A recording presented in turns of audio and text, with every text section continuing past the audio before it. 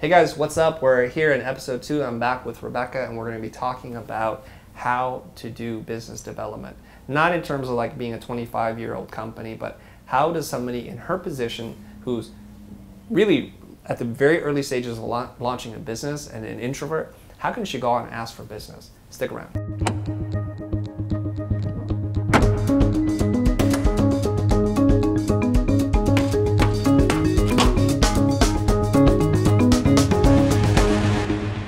I guess my big question that I always go back to is how do I bring in clients? You know, I've gone through my LinkedIn, all of my LinkedIn contacts, and so I want to get more clients. I'm thinking about doing networking, but I really don't like networking. That makes me nervous.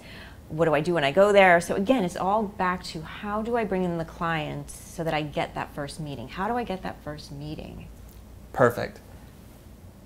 So in the last episode, we talked about you becoming much more curious and selling through curiosity and not looking for the sale and the big ask just yet. So you've worked on your social skills, but now I want to just do some probing with you, okay? What is the average size of engagement that you have in terms of dollars? A project that comes in? Like one project can range anywhere from 2,000 to 100,000. Oh, not 100,000. 10,000? 10,000. Okay. Per project. So can we just do like an average? So will we say it's going to be 7,000, yeah, something like that? So like 7K. And then I can have, a couple going at a time. Okay. And what do you do for that 7K typically? I'll do a little bit of concepting, maybe 3 concepts in writing, and then we do 2 designs, homepage, landing page. And then once they choose one, we'll do a couple templates, and then that's the engagement. So essentially, you're looking for a $7,000 client. I think in Los Angeles, there must be lots of them out there. Lots. Mm-hmm. Are you working with professional people like attorneys, financial advisors? Like who do you bump into? Who do I bump into? Yeah. In your world, who do you bump into? Not a lot, because I'm stuck in the studio, or I do have an accountant. What kind of accounts or clients does your accountant manage? I don't know. I think some entertainment. There's a lot of entertainment. Writers. Do you know what to tell yourself? I should be talking to him? You probably should. Mm. He's connected to a lot of people he may have that need accountants. Then they're business people, and you should let him know. Mm-hmm. Yeah, that's a great idea, and he's very friendly, so What's your accountant's first name? Dennis. You can just go to Dennis and say, Dennis, I'm looking for clients. I can knock out some pretty killer websites. Mm-hmm. Mm-hmm. Do you have any clients that you think might need his help? If you don't mind, please connect us. Mm-hmm. Do an intro, and I'll take it from there. I would really appreciate it. Yeah, that's a good idea. I will try Dennis. That's one place, and so what we have to do is keep looking. Mm-hmm. Well, then there's my husband who has, he works at Disney, but I don't know, there might be places there. There might be places. Microsites that they need to launch. Mm-hmm. Now, it gets a little strange when your husband, when the husband recommends the wife. It's actually sometimes a difficult channel to go in, because there's a lot of perception, like the only reason why we're talking is because it's your husband, and it's hard to get through that door sometimes. Sometimes it's not. It just depends on the corporate culture, about how they feel about that kind of thing. And I don't feel that they pay a lot in that industry, whereas pharmaceutical tends to pay more for the work that you do. Yeah. Well, if you look at something on a spectrum, where on the right hand it's lots of fun, and on the left hand, it's really boring. The money tends to be on the boring side, and the lower budgets tend to be on the fun side. So when you're dealing with entertainment companies, I've just experienced this. I'm not saying this is the hard and fast rule, but I've experienced that they almost adopt this attitude, well, you're lucky to be even working on this. Right. This is the world's most valuable IP, whether it's Marvel, Disney, or Star Wars, and Nike, whatever. Right. It's like, you should pay us to do the job, because you're going to use that as leverage to get yourself another client. And you can do that because you remember we were talking about how to grow your portfolio. So in the launching phases of your company, I believe you can do things that I would normally frown upon, which is to do work that is break even or even at a loss to help build up your client base and to help build up a portfolio.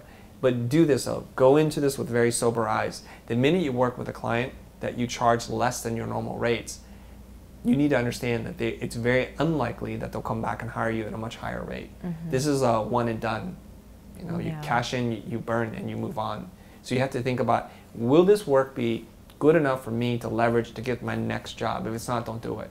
Because now you're going to lose on both ends. The work isn't good enough, they're going to drive you crazy, and you're not even getting paid I've enough. kind of been there and done that. I really don't want to do that anymore. You know, I've put in a lot of time in the beginning, you know, where you do a lot of stuff. But you're starting again. Yeah. So when you're starting again, you're back to square one. If you really want to launch your agency, you have to adopt a different attitude. It doesn't matter how experienced you are, how many different things like this you've done in the past, we're starting over.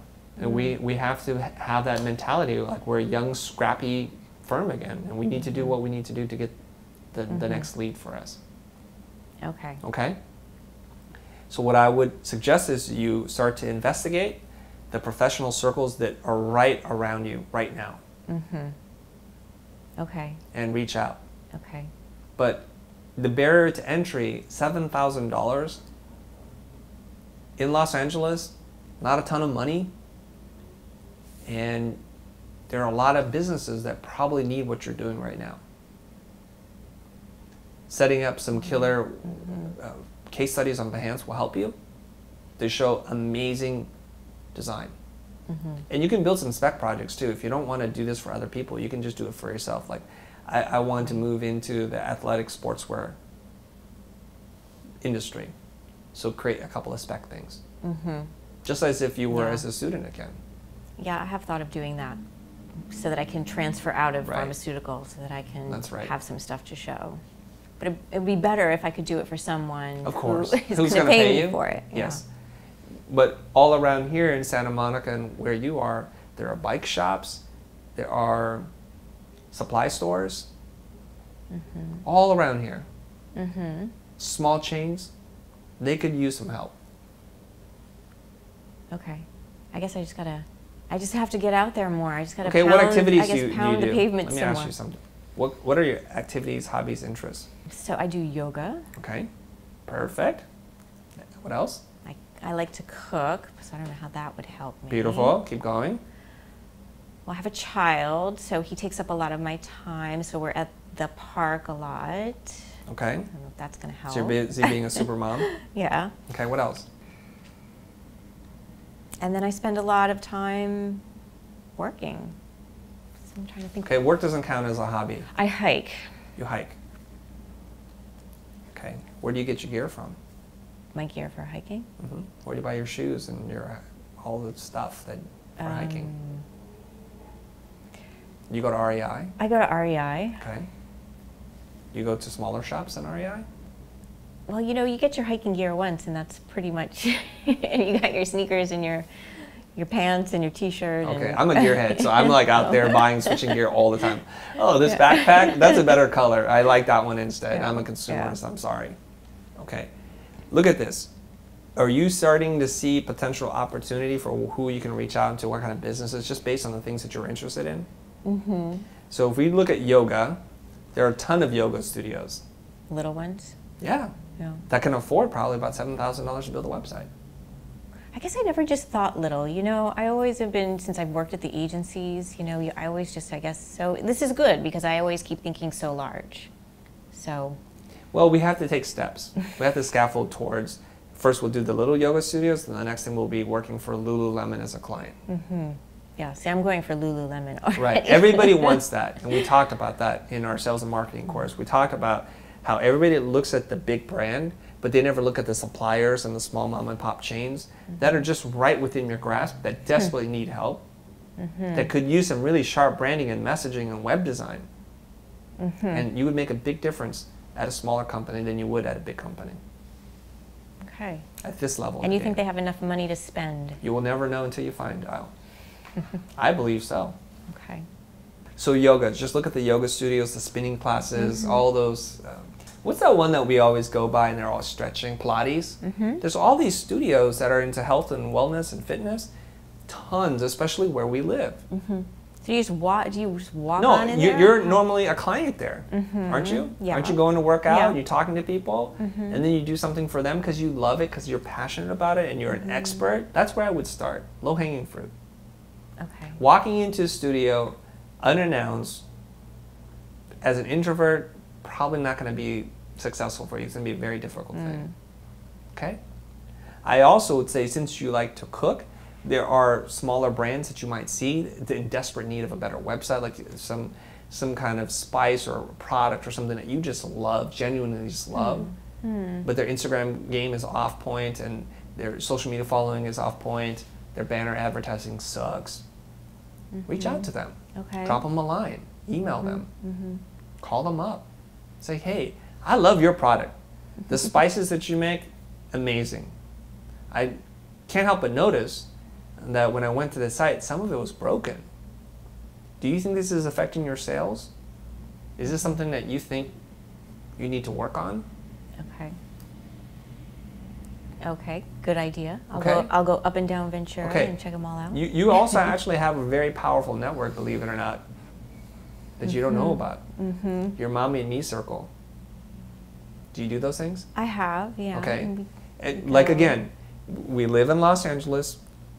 There's a lot of entrepreneurial, spirited people who are looking to make it in the world. That's why they come here, right? They want to make something. Well, those people are also married to people who have businesses, who work at companies that you're not related to, or you're not married to, which then clears it up. Right. Get to know them. Get to know what they're doing. What does your husband do? What do you do? Oh my gosh, you're starting a new kombucha beverage? Really? Okay. And usually you go to yoga or these mommy and me classes and then you leave, so. You never talk to them afterwards? What kind of mommy and me group I'm is an this? This is like the introvert. mommy and you group. That's the whole point of these groups. My wife has become like best friends to 4 people that she met through mommy and me. It's crazy. No, I'm telling you, a lot of the bananas. moms, they go and they kind of like, we do the singing with the kids and then everyone's like, okay, bye-bye, and everyone leaves. Don't you set up play dates? I'm working. I mean, I do work all day long, so Oh. I haven't been doing play dates. I just, I There guess goes I the do. Supermom Award of the Year thing. Let me just cross that off. I have a nanny that comes in all day, so. That's not going to help you, though. Okay, look. So I'm I just do saying, need to get out there within your more. circle, from the accountant to the yoga, and the hiking, the cooking, it's all there. What I wanted to do is just shift what you tune yourself into and what you tune yourself out of. Because I think when you show up to mommy and me, you're like, here's a bunch of moms, let's just our kids do something, and we're out. Yeah, I haven't tapped into that resource. I'm always looking larger. Obviously not. Yeah. Obviously not. Yeah. You're just like, Cindy, our kids seem to like love each other. Why don't we get together? I want to find out more about you. I realize all we do is we drop our kids off, we do our thing, and we leave. What's your life like? What's going on with you? You see, it's rinse and repeat. You do the same formula over and over again. And you're going to do a lot of this before something shakes out of the trees. Okay, was that clear? Yes. Great. Got What's it. your next question? So my other question would be, we talked about Ollie's and how you got that client, but it was a little bit of an outlier. So how do you typically get your clients? I'm going to tell you 2 stories then. I think one you'll like and one you won't like. You guys tell me. Aaron and everybody that hangs out with me knows this. I'm a creature of habit. I go to the same place. I order the same thing day in and day out. I look for the best of what I want, and then once I find it, I just do the same thing over and over again. And there's an advantage to that because you get to know the people and they get to know you. If you're bouncing around trying lots of different things, nobody gets to know you and you don't get to know them. One place I frequent a lot is Tender Greens. And something that I noticed, because I would come up to the restaurant and the entrance, it's a fast casual, pretty healthy place to eat. There's a line at the door. The problem is there are people waiting up front and they can't figure out how to order. The menu is too complicated for them. And so you see this time and time again. So one of the managers is in line and he's handing out frozen smoothies or something in these little taster-sized cups. And he's like, here, I'm sorry about the wait. He's handing out, it's a hot day. It's something nice that they do. And his name is John. I say, John, the line, I mean, he's like, I appreciate what you're doing, Chris, because what I try to do is I try to teach people in line how to order. So I become somewhat of an unofficial ambassador, saying, oh, if you like salads, do this, hot plate. If you don't want to think, order this, what's your protein? I get them through that because I just want to help expedite the line. And he said, you have a menu problem, right? And he goes, yeah. And this is when, after having talked to him for weeks, if not months, I said, John, you know that in my normal life, this is what I do. I'm a brand consultant, I do design, I work for some of the biggest companies you know about. Is this something that you guys need help with? He goes, Chris, we could totally use the help. Let me introduce you to the chef. So I meet Jason, the chef of that restaurant, and we talk. He goes, let me introduce you to the marketing director, Christine. You see how this works? So I just keep going up and up the chain. And so I go out to their main office in Culver City, I talk to her, I ask her questions about what's going on, and then she tells me some stories about what's going on with her company. They're growing really fast, and the ship may have sailed, but she'll try to get me considered. And that's where it ended. The firm they chose was Pentagram. So you see like how this works? And I was thinking, shoot, they're from New York, I'm here, I know your brand, I'm a loyal customer, I pay attention. I think I could have hit this one out of the park. But it wasn't meant to be. But that's how I would do it, in a very organic way. Very, very close. And the jury's still not out yet because I have a great relationship with many of the people there, and you just never know. Yeah. The opportunity will come up. So you're waiting for that call. I'm waiting. Yeah. I'm not desperate. I waited 9 months for my friend from Ollie's to call me. I can wait this out. I got other things to do. And it's just about timing. My schedule isn't their problem. My urgency isn't their problem. Right. Their urgency is my problem. That's what I'm waiting for. So is that typical, or is there? That's another way. I'm just telling you. And I think people want some magic bullet answer, and the magic bullet answer is there's none. You have to build rapport with people. You have to get to know their problems. You have to become passionate about what it is that you're doing. So start with your passions. Yours is with yoga and with cooking. Now I'm going to give you the answer that you're not going to like. I'll give you the answer. How do I do business development today? The business comes to me today. And the way it comes to me is because I'm creating so much inbound content from posts that I share on Twitter, on Facebook, the live streams that we're doing, we're talking about branding, that people that I've known for 10, 15, 20 years are coming out of the woodwork and saying, I love what you do, I think we need help, can we have a meeting? And this is happening now, where fans of the show who are in-house marketing directors now are calling us. Agency design directors are calling us because what we're saying is really relevant to them. They're viewing parties around the content that we put out. So you have to put yourself out there in order to bring them in. Right, right. Well, that's what I'm trying to do. Right. When you were more in my space, you know, maybe back up a few years when people really didn't know the name Blind. Was it still just the same, you know, walking in, getting to know people, or did you have any other? Good question. I just want tricks? to say this. So we've been in business since 1995, and I think for the most part, the name Blind doesn't mean anything to anybody. We don't get work from Blind because like, whoa, Blind, let's find Blind out, because Blind doesn't mean anything. I've only been doing business development myself for the last 3 years, and in earnest the last 2 years. Prior to that, it was sales reps, it was bringing in salespeople and them doing what they do. And I think the market back then was very different. There was an abundance of work, and so people were just connecting dots, and it made it happen. It wasn't until the work started to dry up, the work started to shift, that I had a decision to make. Either change or the company dies. And of course I choose change, because if I can prevent it, I will. It's like the iceberg that you see and you have enough time to steer the boat, but you don't. That's not me. I'm going to go for change. Okay? So when you say, think about it like you, I am thinking about it like you, except for now I just have 22 years of history behind me and a portfolio, so that my concerns aren't a portfolio.